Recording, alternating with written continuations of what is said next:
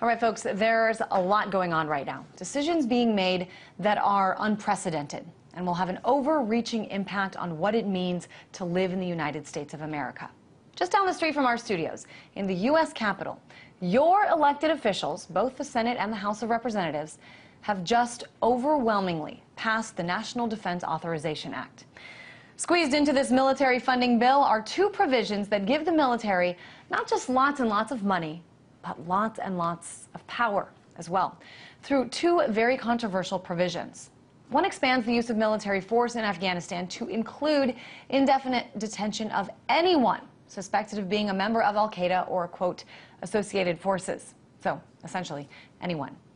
But here's the big one, folks. It gives the military the power to indefinitely detain American citizens, even those captured here in the United States, suspected, just suspected, not convicted, of some sort of involvement or affiliation with terrorism.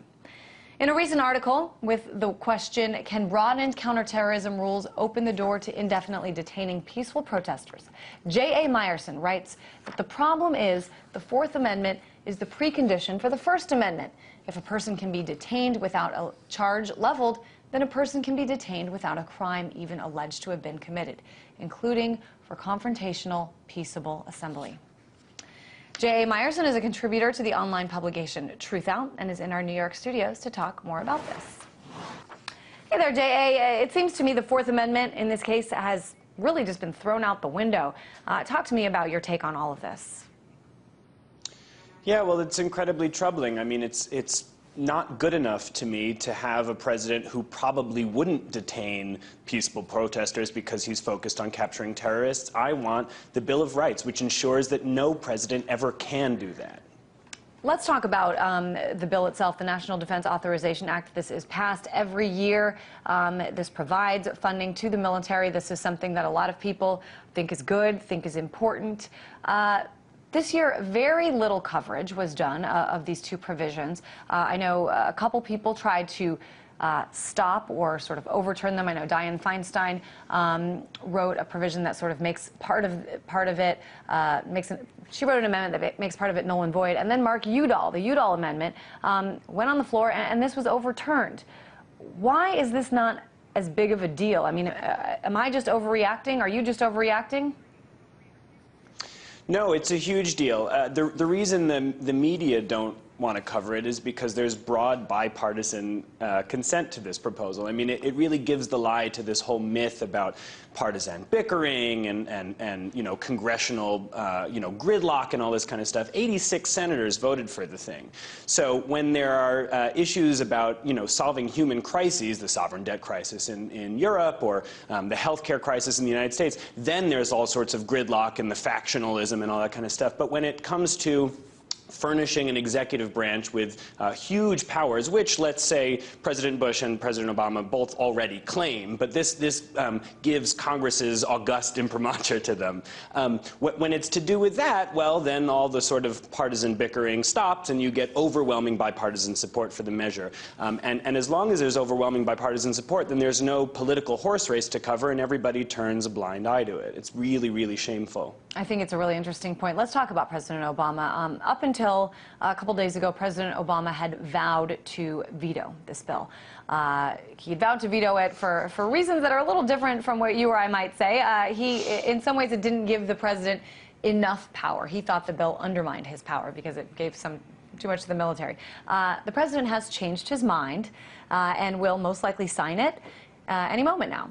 So what do you think happened here? Well, it's the number of bills that he's threatened to veto and has caved on is sort of piling up. But I think it's a mistake to think of this as caving, because his objection to it wasn't on civil libertarian grounds, like anybody who has any interest in upholding the Bill of Rights.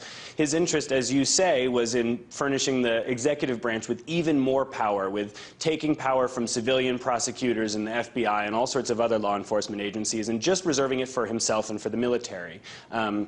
So in essence, the objection was on the opposite grounds from the actual humane ones that one could level at the thing. And once Congress really is the one who caved. Once Congress caved on that point, the president was happy to sign it into effect. You know, as I say, he's already been claiming these powers. This is a really important thing for people to understand. President Obama has been claiming these powers. As we've seen, he's claimed the power to assassinate American civilians abroad with no due process at all. This just codifies it into law by Congress in a way that's really disgusting. And actually, there are provisions in it that I don't fully understand because I'm not a legal scholar, that I gather, based on the reporting of Jonathan Turley, Glenn Greenwald, and others, makes it really difficult to legally overturn these provisions as well. So it's really a shoring up of the kind of civil libertarian or civil liberties abuses that President Bush started with after 9/11, and it makes it really difficult to see a way out of this horrible quandary that America finds herself in.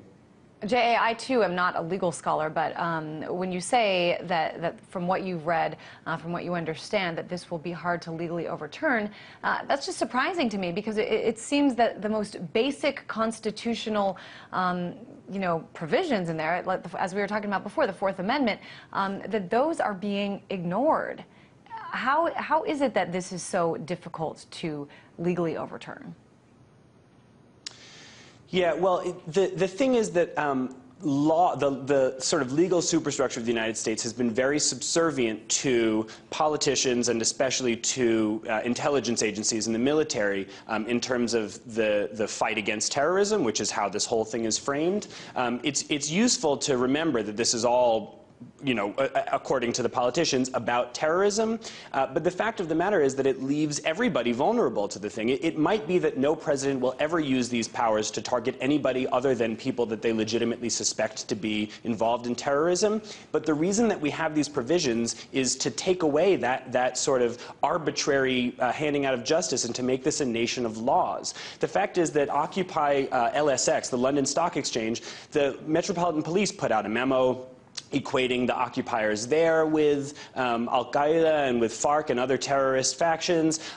There's been a lot of insinuation there were counter-terror cops that I've seen with my own two eyes down at Zuccotti Park surveilling and harassing the protesters down there. There's a deep insinuation that dissent is somehow connected to or accessory to terrorism. And that's a really horrifying prospect, because once we have provisions in place that give unfettered authority to detain indefinitely without trial anyone even just suspected of being a terrorist, well, that opens up the field to peaceable assembly as well. The more that this terrorist as protester or protester as terrorist myth is transmitted through the channels of the media, it's really, really scary, and people have every right to be very concerned about this. I think you're right, and I think under the guise of being at war, whether the war in Afghanistan or the war, quote, on terrorism, I think that's when things get really murky, and that's what these new provisions, once they're signed into law, really add, is sort of a stamp of approval on allowing the murkiness. I want to talk about one other thing while I have you here, and this is SOPA, the Stop Online Piracy Act. It's just sort of an extension of another way in which Congress is interested in expanding rights to the powerful. I know that it looks like debate will pick up after the holiday break. Congress decided to give this one a rest for now. But what this does is this gives U.S. law enforcement and copyright holders to fight online trafficking and copyrighted intellectual property. It's just really, really interesting to me when you look at what Congress is trying to do. Maybe they're using the time, being so close to the holidays, to do this, but really trying to just expand the power of what lawmakers have the authority to do. What do you see happening here with SOPA?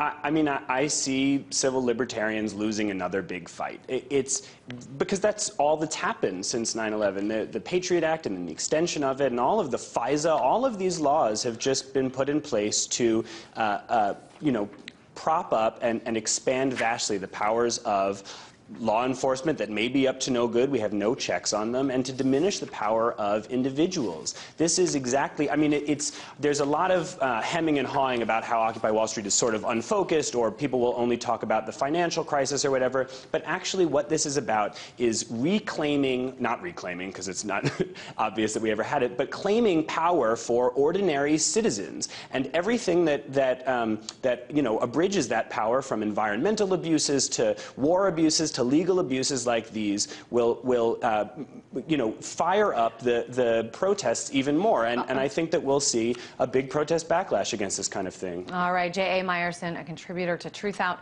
Interesting discussion there. Thanks so much.